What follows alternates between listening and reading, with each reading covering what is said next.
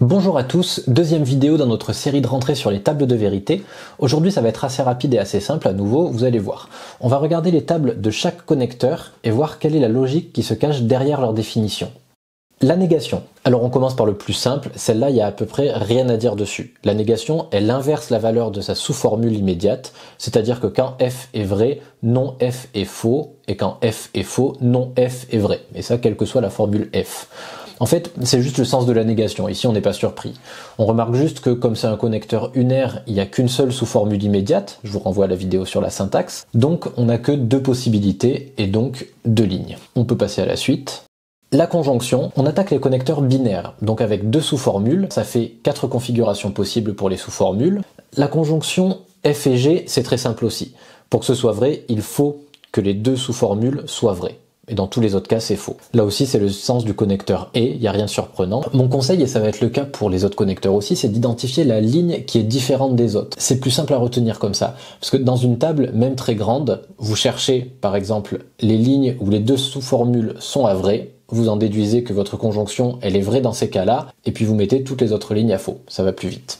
La disjonction. Sa table ressemble un peu à celle d'avant parce qu'on a une ligne qui est différente des trois autres ici aussi. Mais cette fois, c'est la ligne où les deux sous-formules sont fausses. Et c'est le seul cas où la disjonction est fausse. En fait, ici, il faut se rappeler que pour que f ou g soit vrai, il suffit que l'une des deux sous-formules soit vraie. Soit f, soit g, et soit les deux.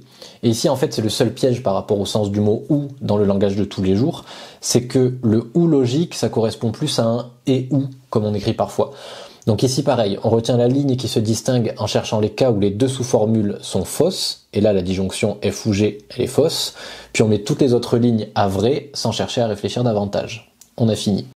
L'implication. Alors la flèche, la formule f implique g, c'est sans doute la moins facile à retenir, parce que l'intuition qu'on a sur l'implication, ça marche pas toujours pour avoir la bonne interprétation logique. Par exemple, quand f est faux, la formule f implique g est toujours vraie. Et ça, c'est un peu déstabilisant au début, on s'y habitue rapidement, mais c'est un peu bizarre. Ici, on a à nouveau, comme dans les deux connecteurs précédents, une ligne qui est différente des trois autres. C'est le seul cas où une implication est fausse, en fait. L'antécédent F est vrai, et le conséquent G est faux. Dans tous les autres cas, c'est vrai. Si vous retenez ça, en fait, ça suffit. Une petite remarque pour nous aider à retenir cette ligne, c'est que quand je vous dis, par exemple, si je claque dans mes doigts, alors une licorne traversera mon bureau, vous avez une seule façon de réfuter ma proposition. Vous pouvez me contredire d'une seule manière possible. Il faut que je claque dans mes doigts, ok, que l'antécédent soit vrai, et qu'une licorne n'apparaisse pas dans mon bureau à la suite de ça. Alors là, vous pourrez dire que ce que j'ai dit est faux. On n'a pas l'implication. Dans tous les autres cas, si une licorne apparaît, bien par exemple après que j'ai claqué des doigts, ou bien même si je ne claque jamais des doigts, pour que vous puissiez jamais vérifier, alors vous pourrez pas me réfuter. Tant pis pour vous, vous serez obligé d'accepter que mon implication, elle est vraie. On essaye quand même. Voilà, on a fini. Alors, pour information, on pourrait définir plus qu'un connecteur unaire et 3 connecteurs binaires, car on n'a pas exploré toutes les configurations d'entrée et de sortie qui pourraient marcher avec deux valeurs. Dans certains cours de logique, d'ailleurs, ça se fait.